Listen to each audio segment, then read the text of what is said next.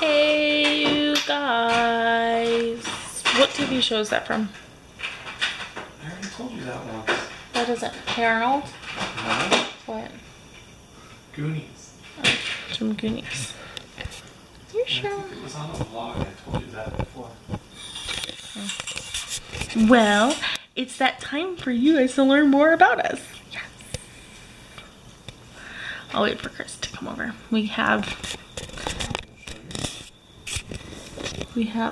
some sparkling apple cider since we don't drink. And we have our plate full of chocolate covered strawberries. So we're ready to go as soon as Chris comes to sit down next to me.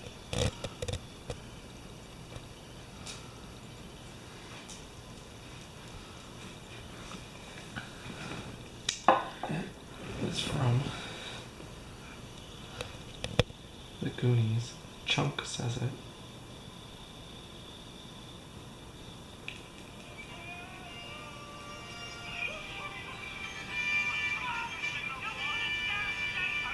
What? No, we're not doing this way. Okay. So, I think we're going to start with Chris, and he's going to talk first about how he first met me or saw me and his first reactions. Wanna hold it? Sure.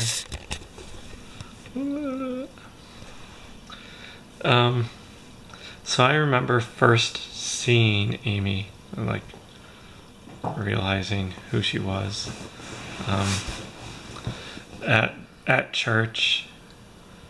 I'm trying to think.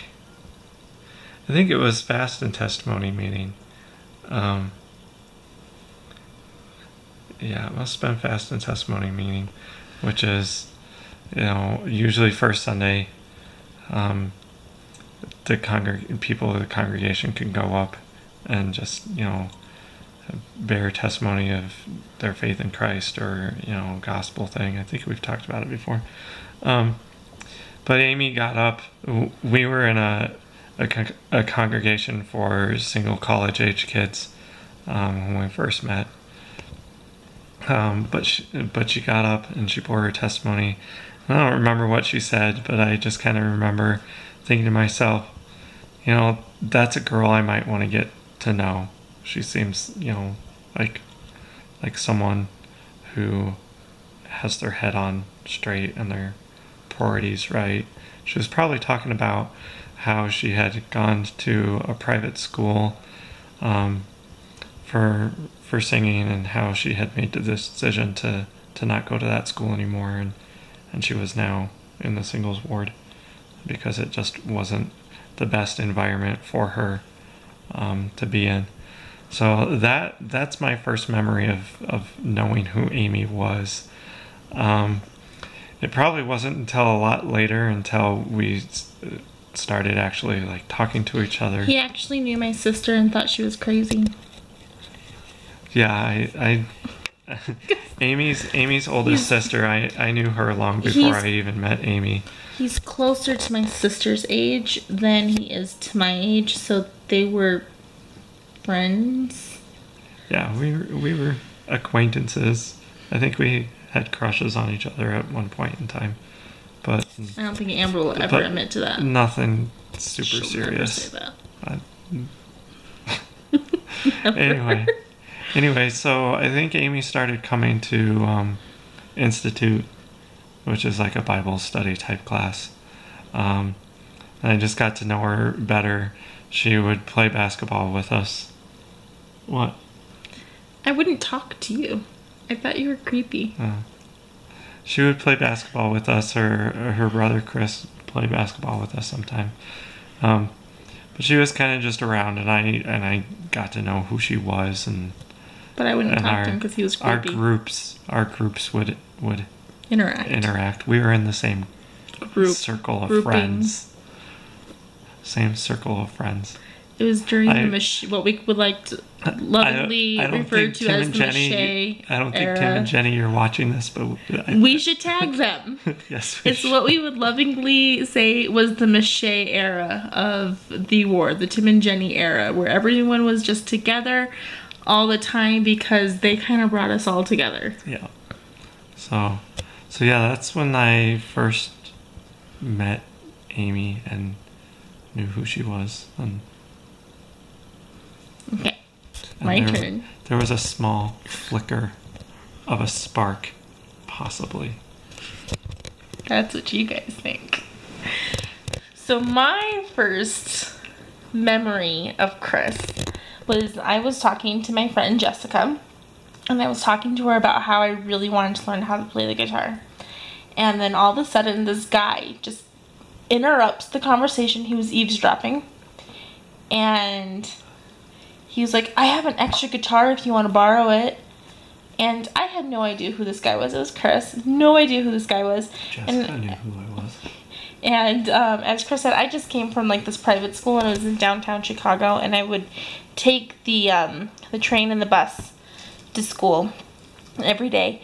And there were people on the bus and the train that if they just offer you something, they kind of want something back.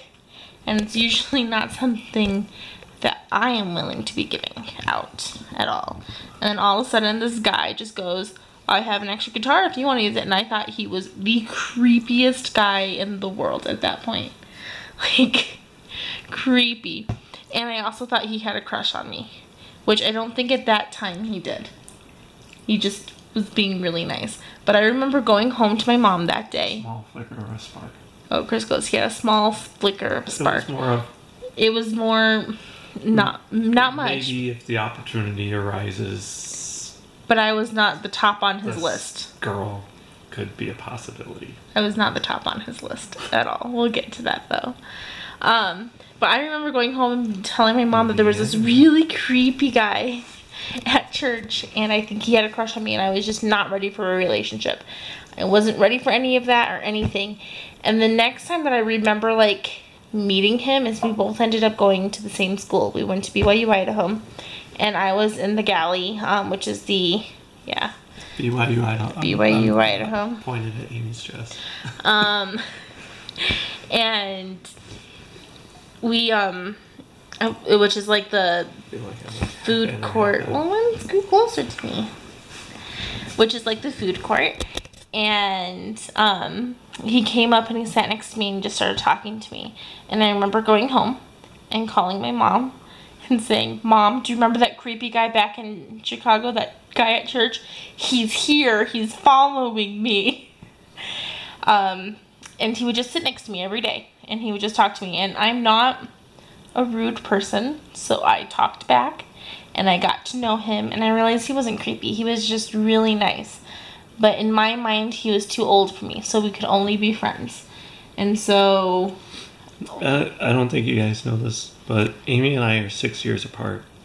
So 7 years most of the year, though. Yeah. Like, there's an age gap. So I kept telling myself that he was too old for me, and I was also interested in another boy. who was too short for me. I think that's the best way to put it. Yeah. He'll probably never see this. Unless he's stalking you and comes across. He actually, well, I asked him. He's got little man syndrome. I asked him, like, what the worst thing in a girl would be. And he's like, if they're taller than me. And I knew my chances were gone at that point.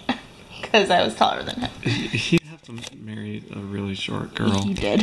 He did. He's happy. Which is good. Probably only like 5'4". No, he might be taller than that. He's a little taller than that, but he's not the tallest. Anyway, but Chris and I became really good friends in college. I would say that we became best friends. We were really good, and I would bring him to my sister's house because my sister Amber went to, her husband was going to college there, and every Sunday we would go, we would have dinner at their house, and for reasons, I would always make sure I had somebody with me when I went over to my sister's house, because it was a really awkward time. And one time my mom called, and my mom, I love you, Mom. She's up in heaven. I love her to death. But this is the point when she started getting really, really sick and was on pain medicines a lot. And as Ashley, my sister, put it, my mom spent the remainder of, like, the last bit of her life high. And I think she was high at the time. And it's not her fault or anything. She was in a lot of pain, and she was only taking less than the allotted amount of medicine offered to her. But she wanted to talk to Chris, and I'm gonna give the camera to Chris, and he's chewing on a strawberry, and he can tell you the conversation he had with my mother.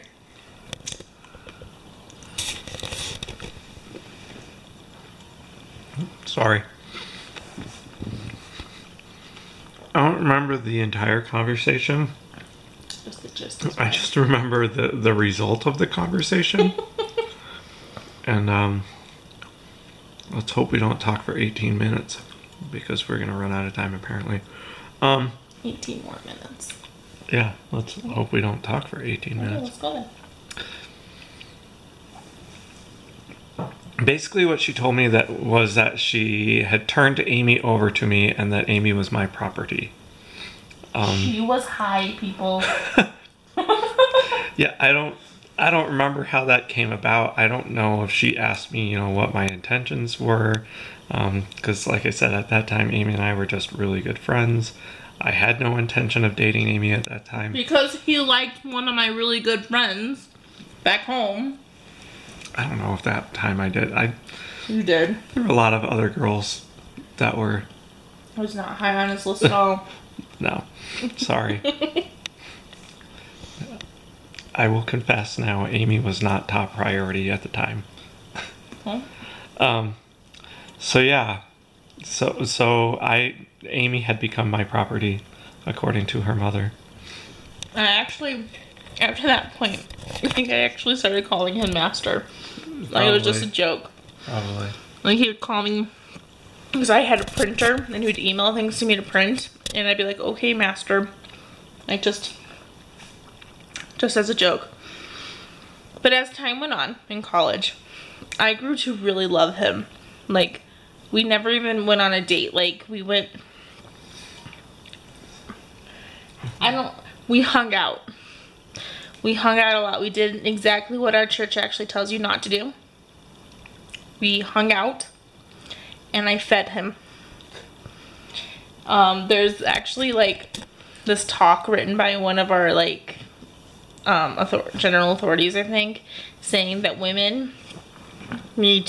people need to stop hanging out, and they need to actually start dating and courting and stuff like that, and women need to lock their cupboards, because the men wouldn't feel like they needed to date them if they're just feeding them for free. And I fed him.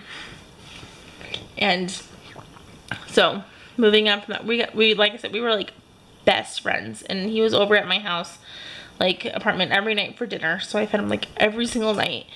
And one night I got up the courage to tell him that I loved him.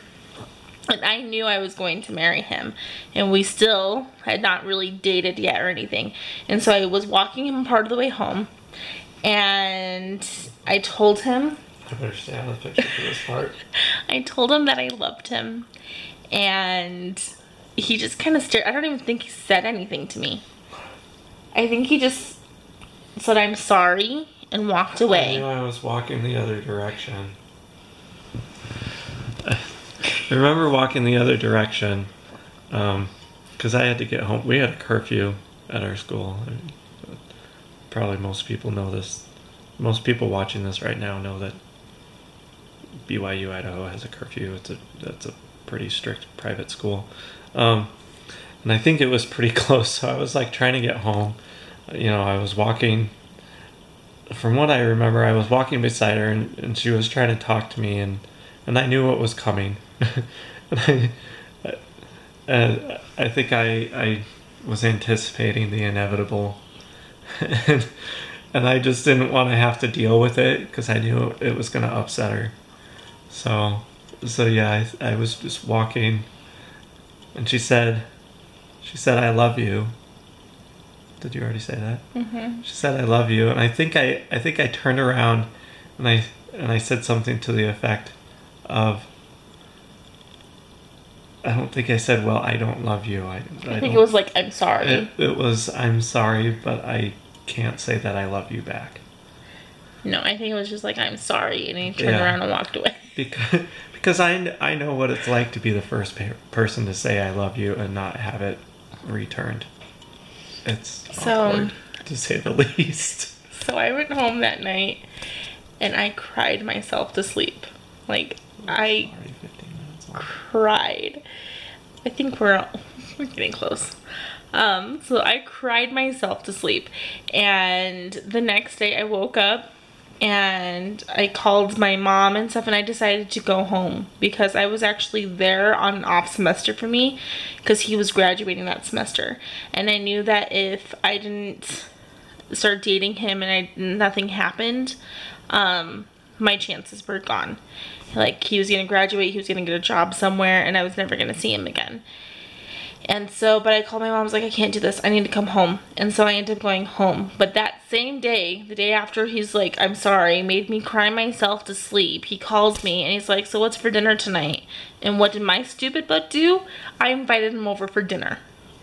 And I fed him again. And her roommates absolutely hated me. Yeah, after that point, they hated him. Hated him. And so I ended up leaving. And we kind of we talked a bit because we were still really good friends. I mean, it was a little awkward. Tell them what you told me while you were leaving. I told him I was leaving because I could get a better job back home than the job I had. That's true. Which was a very true statement. But I didn't want to tell him that I was leaving because of him. So anyway, I gotta hurry this thing along. Yeah, I didn't find that out until we got married. So anyway, I went back home. I went on vacation with my family. I got the job. Chris graduates and comes back home. While he was still at school, he met a girl, and he liked her. And he was chatting with her online and everything. He's like, "Oh, you're gonna put that in there." I wanted to do something special for him for graduating, and so I decided to take him to Six Flags. And we went to Six Flags, and we had a blast. We had a ton of fun that day. He lost his hat, and he was really bummed about that, but we had a really good time. And on the way home, because my parents decided to go last minute, and so we all just kind of drove down together. Like, I think I fell asleep on him and he fell asleep on me, and it was a really nice night. Well, then a couple days later, he was telling me that he was chatting with this one girl online, and she was like, "Yeah, the only thing that would have made that day even better is if it was me instead of her." No, she's not still bitter about it. And he agreed with her. And then he told me about it. So a little bit after that, though, he ended up starting to date my friend, and I thought my life was over because I knew I was supposed to marry him. And I thought my life was over because he was dating her. I was like, that's it. It's the end for me. I'm never getting married because that was my chance. It was awful. And so he started dating her, and I left to go back to school, and we kind of stopped talking for a little bit because it hurt so much to talk to him because I still loved him so much, and it hurt so much. And so one day, I don't know who called who. One of us called each other. And I asked him how it was going with my friend, like their relationship. And he goes, oh, she broke up with me. And I said, I am so sorry, Chris. But really on the other end of the phone, I was like, yes, yes, yes, yes, yes. Is that when you poke yourself in the No. And we started talking more often again. And when I came home for winter break. Did you want more? No. It's empty. When I came home for winter break, we started dating, and it's kind of, I don't know, that's the story. Do you want me to tell the rest of the story? Yeah, you can tell the rest of the story. Make it quick.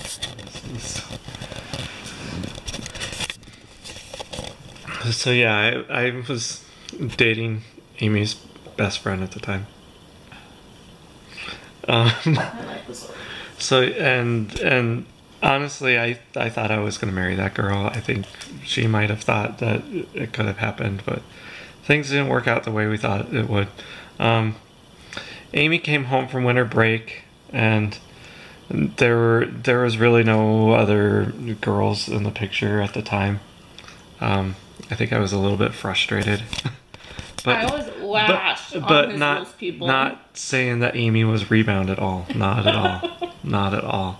It was more of a, I had kind of forgotten about her, and she came home and I was like, oh yeah. It's like, this girl is, one of my best friends. I was like, I realized that if I wanted to take our friendship any further, that I had a very short window of opportunity.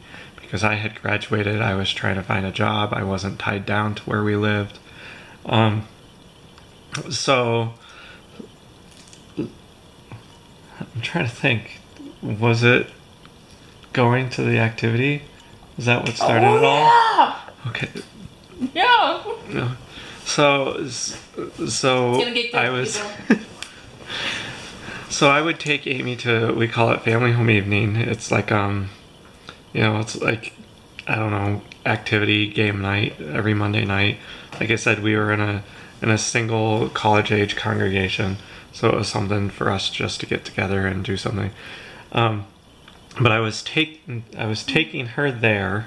He was noticeably like upset about something. And I kept asking him what was wrong, and he's like, nothing. I'm like, no, what is wrong? And then you said what? So I turned to her. We were at the stop, like right before our church building, and I turned to her and I say, I love you, and I don't know what to do about it. And what did I say? She didn't say anything. Nothing. I don't think she talked to me for the rest of the night. The whole night, I didn't say anything. Like, we talked a little, and I just had this information in my head, and I'm like, yeah, I know, I see the time, you don't have a lot left. And, I just have to clear the car off and put it back in. Yeah. This is gonna be a really long vlog, people, but this is gonna be kind of a vlog for Chris and I more than anyone else.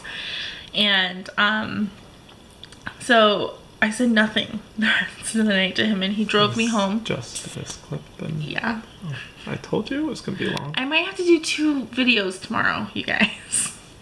And we'll have to do like 1 video of our day and then 1 video of like our story and progression over the last 7 years. And so what was I saying? Oh, like I said, you didn't say anything. I didn't say anything to him.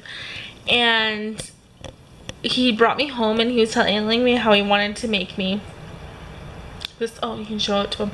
This Christmas present. Was that the same night? How he wanted to make me this Christmas present. My favorite movie is 5 Pennies, and I'll let him show it to you. This is the updated version that I kind of took over. But all of those pennies. So yeah, it was around Christmas time. So I wanted to make her this little thing based off the movie Five Pennies. And all those pennies are from the year that I was born in. So he was looking for 5 pennies from the year of 1986. And my dad had this huge coin jug, and so we get home and it's a little late. I would say it's probably like 10 o'clock. And I go and I asked my dad if we could search through the coin jug for these pennies. And he said yes. And so we spent, you know, a good hour or so searching for these pennies. And we finally found them all, and he said goodnight and he left. And where did I go? I went straight to my mom. And I woke her up and I said, Mom, he said that he loves me and he doesn't know what to do about it. And she was really tired. And she goes, well, do you love him? And I was like, yes. And she's like, then tell him. So what did I do? She sent me a text message. And just to clarify, I didn't know what to do about it because she was going back to school, and like I said, I had graduated and was looking for a job, so I could have ended up going anywhere. So I sent him a text message, and the next day we started officially dating and holding hands, and I was on cloud 9. And my mom ended up in the hospital during this winter break again for something, and on the way back, again, like I said, she was a little loopy. She made my dad go to Kay's Jewelers to get her a Pandora bracelet or something, and they ended up giving her all these like coupons to get discounts off of jewelry, and she asked to talk to Chris again.